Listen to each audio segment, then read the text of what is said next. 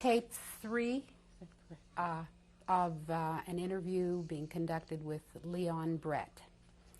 When we stopped at the last tape, you were talking about your experience in Shaville, and I wanted to go back to the time that you had gotten out of the jail. Right.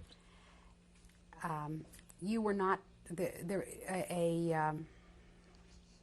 ghetto did not exist at that time? No. You went to your cousins, right? Right. Okay, what happened after that?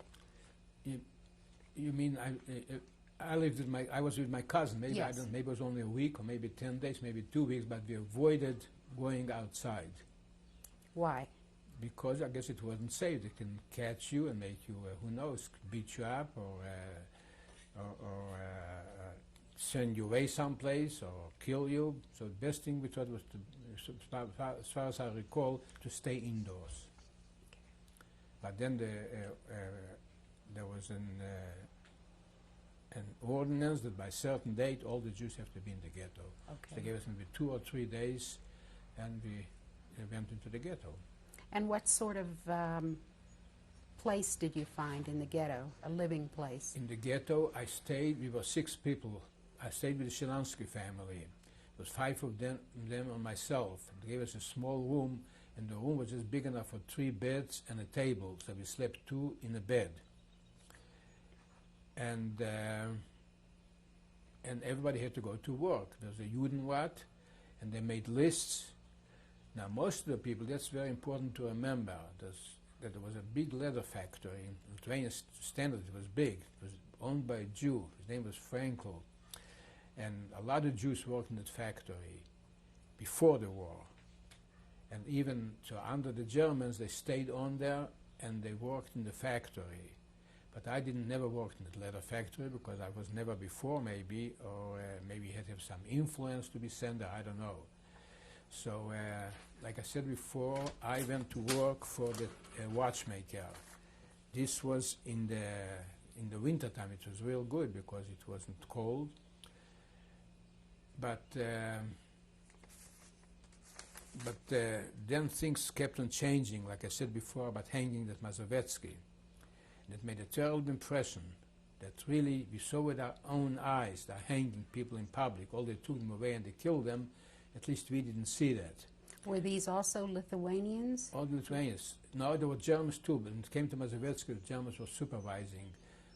But they hanged him, I don't know. I wasn't there, like I said. By luck, I didn't have to go. They missed me. But everybody else had to go to watch it. So, and that really depressed the ghetto very much. But then his name was Filster, if I recall. He was the Gebietskommissar, the German Gebietskommissar. And then after that he came back and he came back with SS troops that they have to take the children out. This place is not good enough for children. The Germans are great humanitarians. They want to take them. They don't want them to live in a ghetto under bad conditions. They'll take them to a resort place. Well, what they did, they went from house to house and they took all the children, they took them into trucks and they took them away and killed them. There was one from the Judenrat that he resisted. He talked up to Filster. He said, look, you gave us autonomy and we can take care of our children here. We don't want you to, we're not going to let you. Anyway, he told him to board the trucks too and took them away. And, were there just children in that? Just children. Just children. Transport? A little later they came along and took away old people. They went from house to house. Anybody who was old or looked old, they took them away. And the third time came when they went from house to house and they took away people who were sick or they looked sick. So this way, in the ghetto, basically only young people remained, because I was one of them. And then they used to make up lists where everybody had to go to work. This was the Judenrat, and it was enforced by the Jewish policemen. But I really cannot say anything bad about the Judenrat. And they didn't really, under the circumstances, they did the best they could. Really. So anyway, one day my name was on the list, and I was told to be at the gate the next morning, and there was a couple hundred of us. We were on the gate, and then trucks came, and they told us to board the trucks. And we went to a place called Batshun.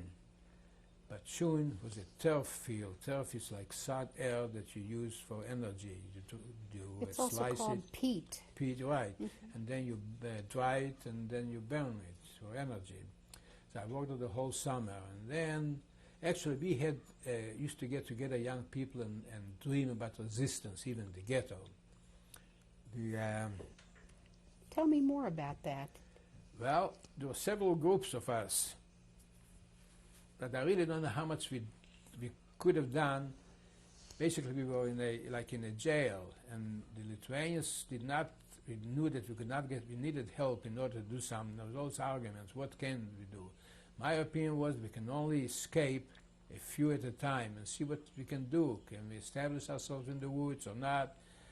But other groups had claimed they can kill Filster, but I thought it would be a stupid thing to do. You'll kill Filster, he'll come and he can liquidate the whole ghetto, or he can just take out 100 hostages and kill them. Anyway, did the people in the ghetto know you were making those that you were having these discussions? No, we kept it quiet. But we did confide in the Judenrat, and they told us if we'll do anything sensible and responsible, they would help us. Some of them had clothes, I think they had money. And who were the organizations involved in these plans that you started talking about? A couple groups. One was strictly Zionist. They called themselves Masada, I believe. Ours was not. Anybody could belong. But we were more or less, we had more or less people who were leaning towards communism, towards Russia in our group. But it wasn't theoretical in any way, but you did not have to be a Zionist. If you wanted to resist the Germans, you could join our group. And of course we watched, we screened them, although there really was no danger of betrayal. What was your own role in all of this planning? In our group, there were three guys who were more or less the leaders. We had two parts to our ghetto. One was called Kafkaz, the other one was called Traku. I lived in Traku, and the others lived in Kafkaz. So I was more or less the leader in the Traku part of the ghetto. And the others two, we were three. We were more or less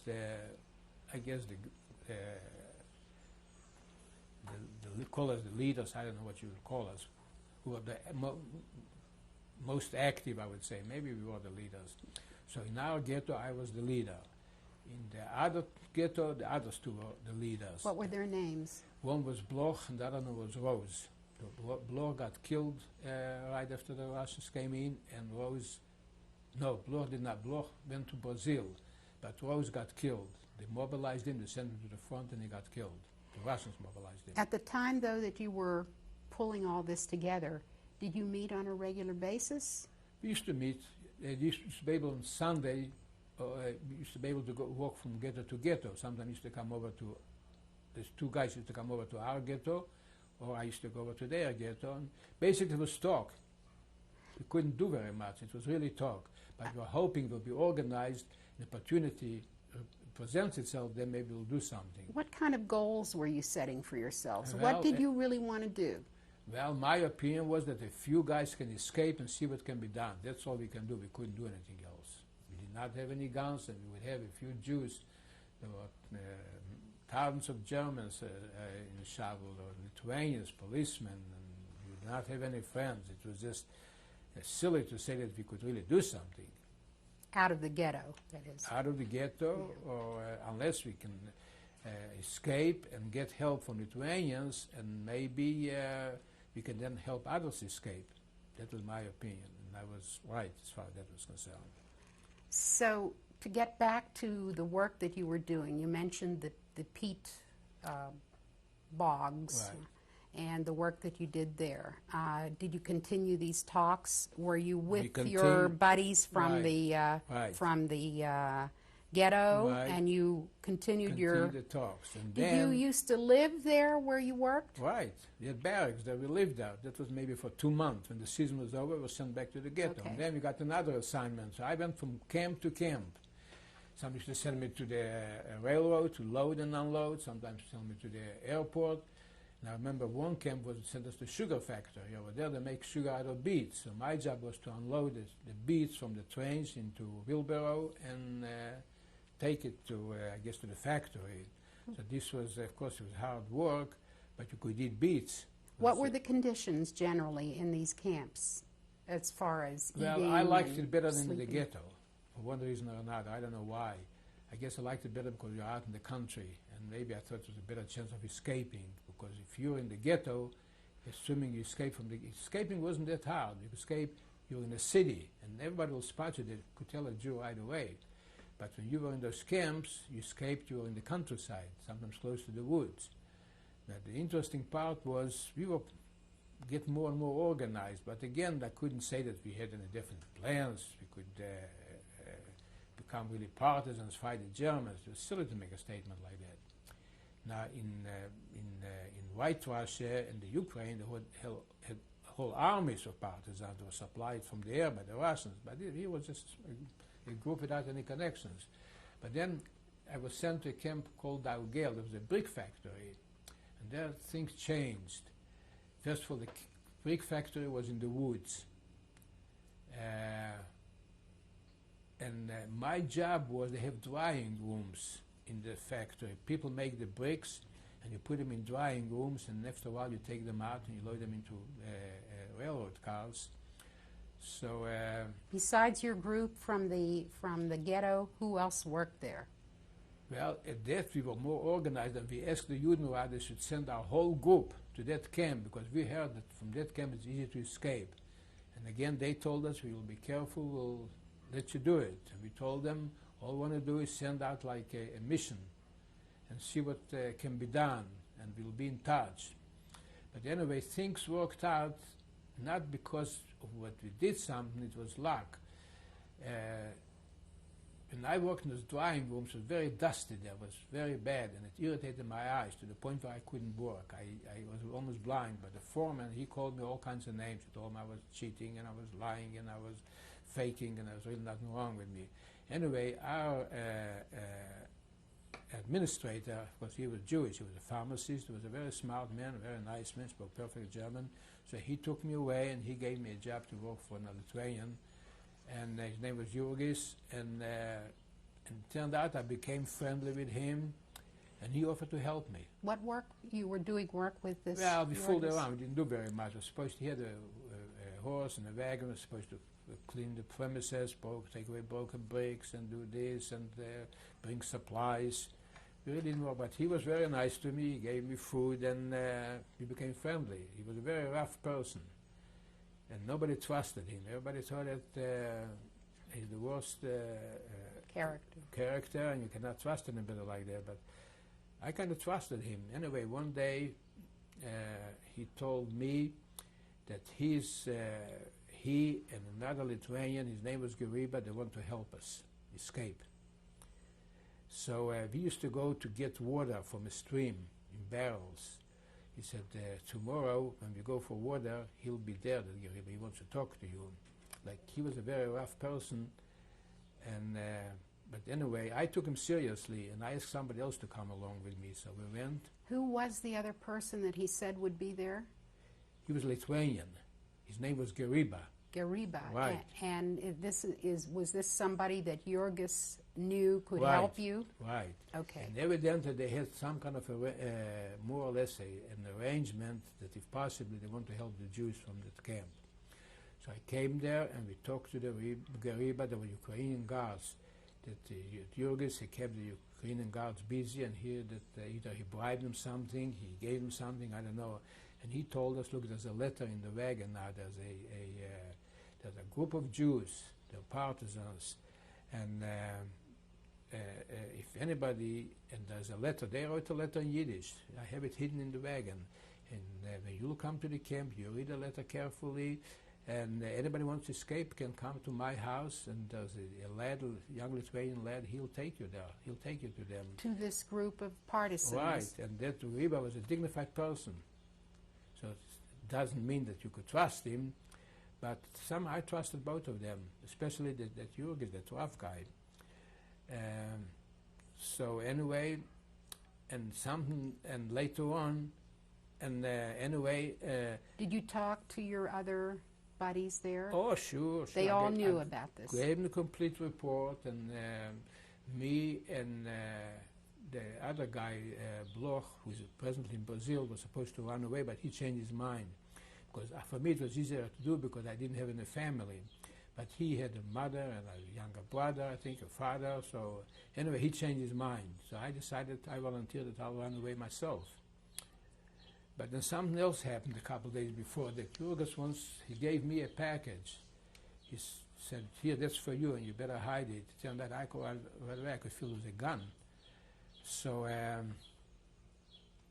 brought it in, I smuggled it in. That wasn't very hard. And there was a gun, and later on he brought us more guns. And after, so we learned how to use it. And Who taught you to use it? well, we had one guy, he was pretty good at it. He was in my hometown, he also escaped.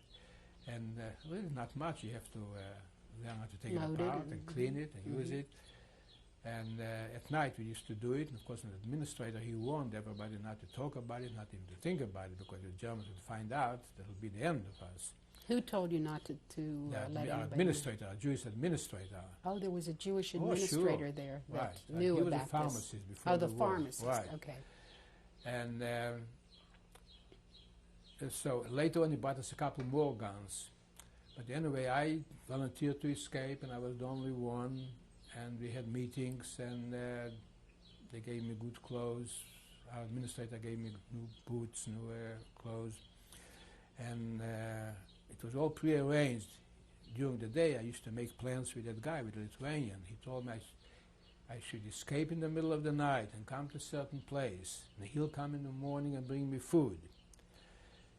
And then he'll come to work like he usually does. And if everything is quiet, then of course we'll go through with our plan. But everything is not quiet, in case somebody noticed your absence, then of course I'll have to go back.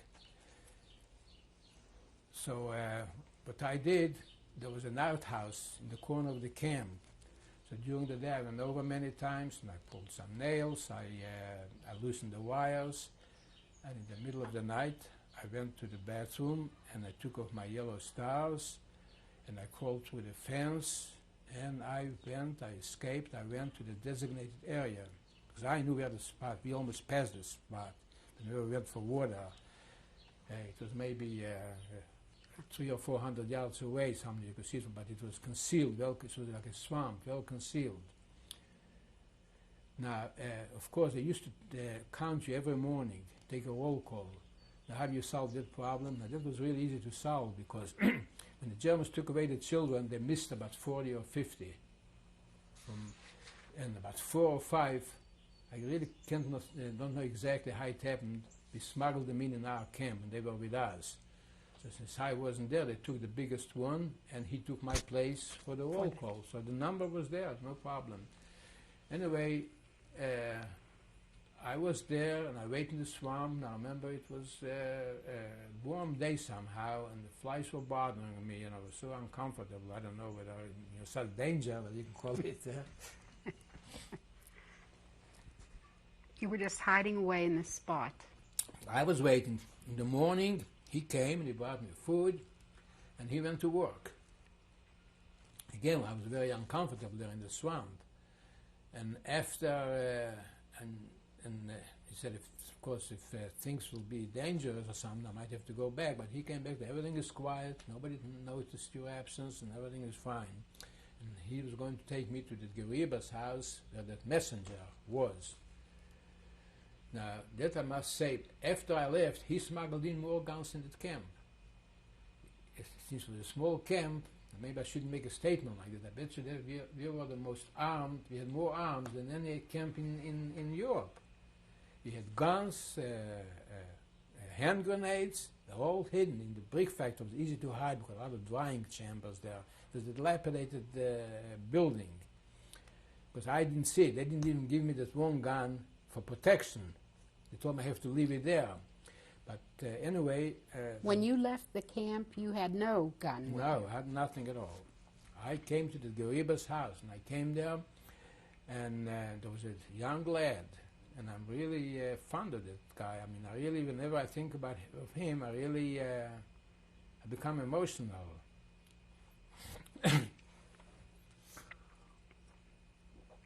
He was very calm.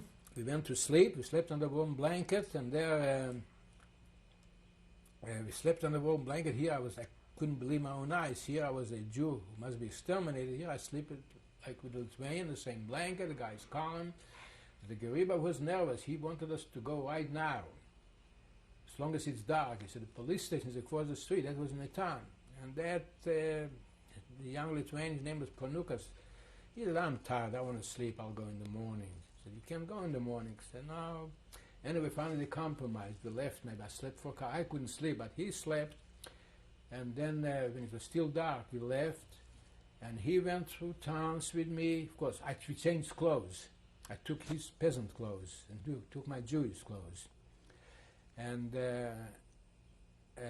he told me, well, better call yourself, from now on call yourself Ludvigas. He gave me like a Lithuanian name.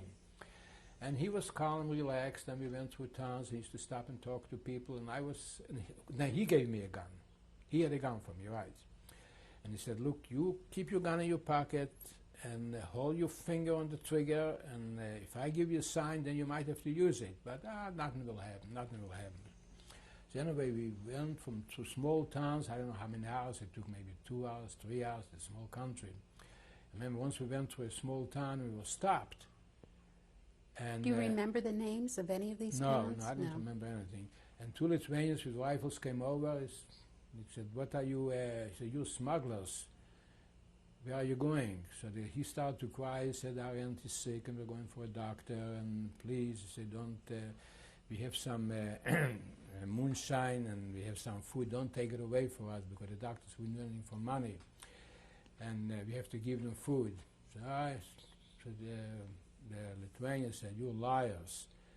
I know you're speculators. You should be shot for that. And they cells in the wagon. They took away the moonshine. They took away the food. Said, you better get away from here because if I catch you again, you'll be shot. So I saw, the first time I saw that guy, he was all pale. I said, those guys were the worst Jew killers. And unfortunately, they didn't look at me close. So anyway, I got away. Who told you that they're... The guy, the Lithuanian lad, who was with me. He said, we were so lucky here, and we pulled away, and we had to relax a little bit. He said, it's a miracle that they didn't kill us, didn't get killed. So anyway, we kept on going. When we were relaxed, we kept on going. We came to the Jewish group. And I spent the rest of the time with the Jewish partisans. How many were there in this group?